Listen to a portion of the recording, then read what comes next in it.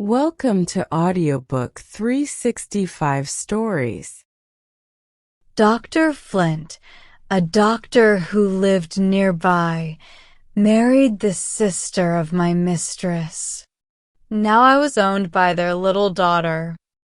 I felt very sad and unhappy as I got ready to move to their house. What made me feel worse was that my brother William was also bought by the same family. My father, by the way he acted and worked as a skilled mechanic, felt more like a free man than most slaves. My brother was a brave boy, and because of how he grew up, he hated the words master and mistress. One day, both my father and my mistress called William at the same time. He stopped, not knowing who to listen to first. Finally, he decided to go to the mistress. When my father scolded him, William said, "You both called me, and I didn't know who to go to first."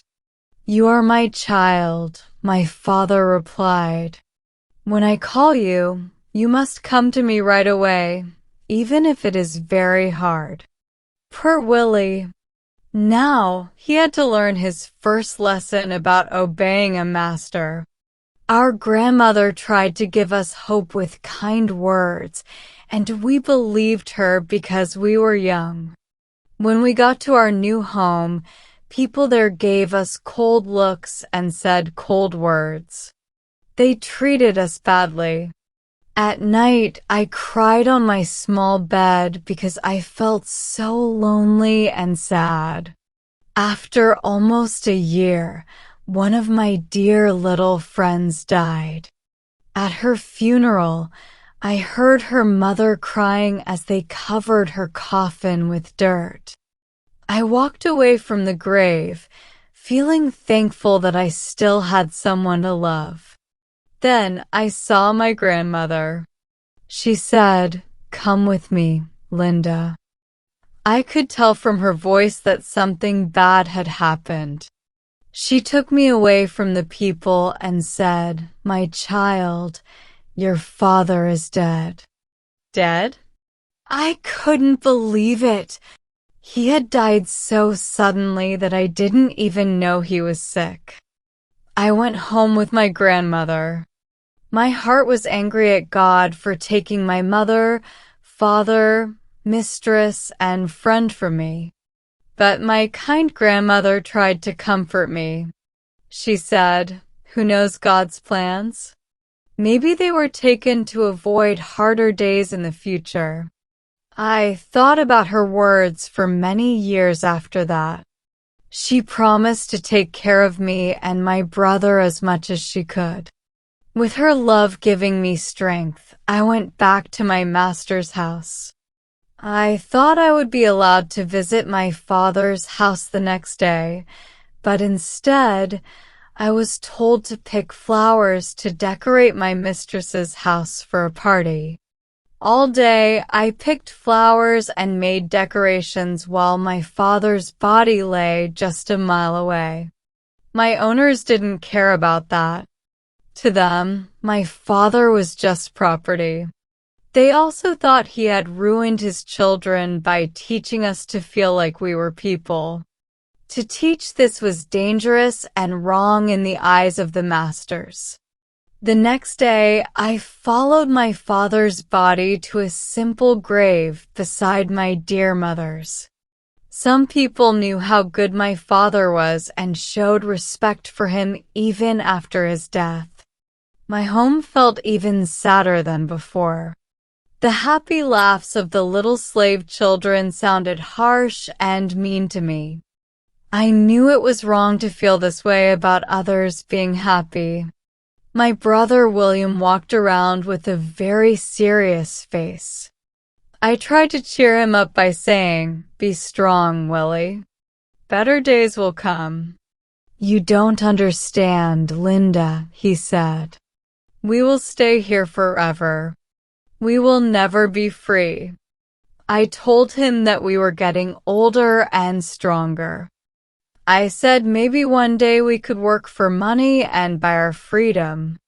But William said it was easier to talk about than to do. He also said he would never buy his freedom. We argued about this almost every day. In Dr. Flint's house, slaves didn't get much food. If we managed to grab something to eat, it was just luck. I didn't worry much about this because I often passed my grandmother's house. She always gave me something to eat.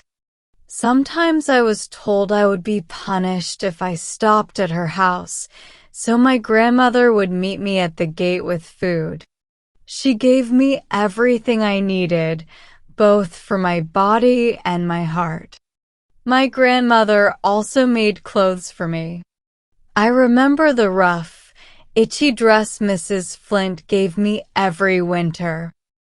I hated it because it reminded me I was a slave. Even though my grandmother worked hard to help me, she was never paid back for the $300 she lent her mistress. When her mistress died, Dr. Flint became in charge of the estate. When my grandmother asked him to pay the money, he said the estate had no money left. But he kept the silver candle holders that were bought with her money. These would probably stay in the family for many years. My grandmother's mistress had promised her freedom when she died. People said she wrote this promise in her will. But when everything was settled, Dr. Flint told my grandmother that she needed to be sold. When the day came, notices were put up saying there would be a public sale of slaves, horses, and other items. Dr. Flint told my grandmother he didn't want to embarrass her by selling her in public. He said he preferred to sell her privately. But my grandmother saw through his lies. She knew he was ashamed to sell her in front of everyone. My grandmother, a brave woman, decided that if he was going to sell her, she would make sure people knew it. She had worked hard for many families, making crackers and preserves. Everyone called her Aunt Martha and respected her for her kindness and good work. People also knew her mistress had wanted her to be free. On the day of the sale, my grandmother stood with the other things being sold. She stepped up onto the auction block without fear. Many people shouted, "Shame! Shame! Aunt Martha, who is trying to sell you? You don't belong there." She stayed quiet and waited. No one wanted to bid for her. Finally, a weak voice said, $50. The voice belonged to a 70-year-old woman, the sister of my grandmother's mistress. She had lived in the same house as my grandmother for 40 years. She knew how faithfully my grandmother had worked and how unfairly she had been treated. The auctioneer waited for someone to bid higher, but no one did. The old woman could not read or write, so she signed the sale papers with an X. But that didn't matter. What mattered was her big, kind heart. She gave my grandmother her freedom. At that time, my grandmother was 50 years old. She had worked very hard all her life. Now, my brother and I were slaves to the same man who had cheated her out of her money and tried to take away her freedom. One of my mother's sisters, Aunt Nancy, was also a slave in his family. Aunt Nancy was kind and loving. She worked hard as both the housekeeper and a servant for her mistress. She was in charge of almost everything in the household. Mrs. Flint, like many women in the South, didn't have much energy for work. She couldn't manage her household chores herself, but she had enough strength to sit in her chair and watch a woman being whipped until blood ran from the cuts. Mrs. Flint went to church, but taking part in the Lord's Supper did not make her kind or good. On one Sunday, if dinner wasn't served on time, she went to the kitchen and spit into all the pots and pans used for cooking. She did this to make sure the cook and her children could not eat the leftover food. The slaves could only eat the food she gave them. She measured the food carefully and gave it out 3 times a day. She made sure they couldn't eat bread made from the flour she owned. She knew exactly how many biscuits a certain amount of flour should make and what size they should be. Dr. Flint loved fine food. The cook was always scared when she sent food to his table. If he didn't like a dish, he would order her to be whipped. Sometimes he made her eat all the food herself in front of him. The cook was often hungry, so she might not mind eating the food. But he didn't let her eat it calmly. He would force the food into her mouth until she choked. They had a pet dog that caused trouble in the house. One day, the cook was told to make some mush, a type of food, for the dog. The dog wouldn't eat it. When they forced his head over the bowl, foam came out of his mouth, and he died a few minutes later. When Dr. Flint came home, he said the mush wasn't cooked properly. He made the cook eat it. He believed her stomach was stronger than the dog's. But after eating it, the poor woman became very sick. The cook suffered many cruelties from both Dr. and Mrs. Flint. Sometimes they locked her in a room for a whole day and night, keeping her away from her baby who needed her care. A few weeks after I joined the family, one of the slaves from the plantation was brought to town. His master had ordered him to come. He arrived in the evening, and Dr. Flint told the overseer to take him to the workhouse. The slave was tied up so that his feet were just above the ground. He was left hanging there while Dr. Flint had his tea. That night, I heard something I will never forget. I heard hundreds of lashes hit that poor man.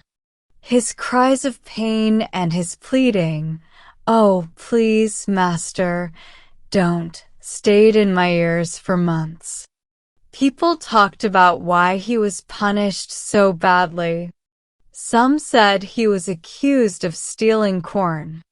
Others said he argued with his wife in front of the overseer and claimed his master was the father of her child. Both the man and his wife were black, but their child had very light skin. The next morning, I went to the workhouse. I saw the whip still wet with blood. The floor was stained with it too. The man survived, but kept arguing with his wife. A few months later, Dr. Flint sold both of them to a slave trader. Dr. Flint made money by selling them and was happy to get them out of his sight.